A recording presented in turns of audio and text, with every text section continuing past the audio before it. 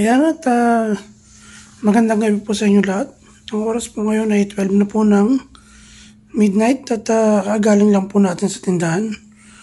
At na-share ko nga sa inyo yung trabaho ko dati nung kabataan ko. At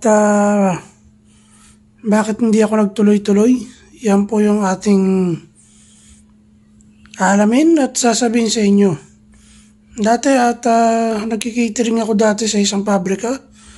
1,000 katao yung aking pinapakain sa loob ng isang taon.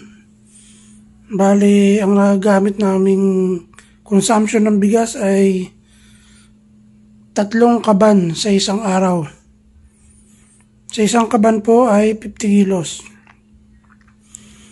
Bali, shortcut na lang po natin. Nagkaroon po kasi ako ng maraming sakit sa kusina. Nagkaroon tayo ng high blood, nagkaroon tayo ng uric. Gawa ng napagod na lang yung panlasa ko. Dahil ayoko nang kumain sa loob ng restaurant. Parang hinahanap pa ng panlasa ko yung mga street food.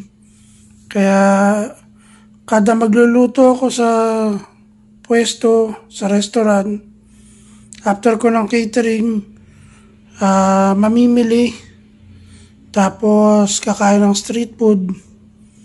Doon ko nakuha yung sakit na taas ng uric acid. Nagkikitar pa tayo. Tapos nabot na rin tayo ng high blood. Gawa ng kung ano yung mga kinakain natin. Tapos sabayan pa ng mga puyat. Minsan meron tayong 2 araw na catering magkasunod. Ang tulog lang natin noon 8 hours lang sa 2 araw.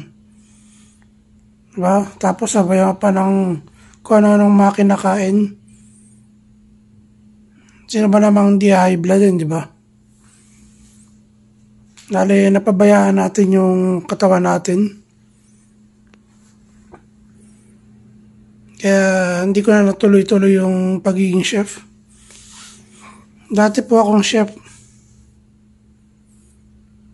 Dali nag-catering ako ng 2 taon. 1 taon naman sa concessionaire. Dali 3 taon lang ako lahat sa kusina. Dati pagka nag-cater ako, maabot ng mga 700 katao. Pinakababa ko sa catering, 150 packs. Tapos, yun na nga, nung nagkaroon tayong concessionaire, 1,000 katao naman araw-araw. Pinapakain natin sa loob ng 1 taon. Kaya, hindi biro yung yung mga nangyari. Nabot tayo ng mga sakit. Kaya, huminto na ako sa pag-cater. At saka pag-concessionaire. Pero minsan, hinahanap-hanap ko pa rin. Ang ginagawa ko na lang, nagluluto-luto na lang ako dito sa bahay. Kung maisipan ko kung anong available. Yun, tapos ina-upload ko na lang sa Reels. Yan po yung mga ginagawa ko dati nung kabataan ako. Catering. Isa yan. Tapos concessionaire. Hanggang sa inabot tayo ng mga sakit. Wala. Sinare ko lang po sa inyo. Yung kung bakit hindi na tayo nagtuloy-tuloy sa pagiging chef. Pero okay naman ako ngayon. Abala naman tayo sa mini grocery natin. Yun lang.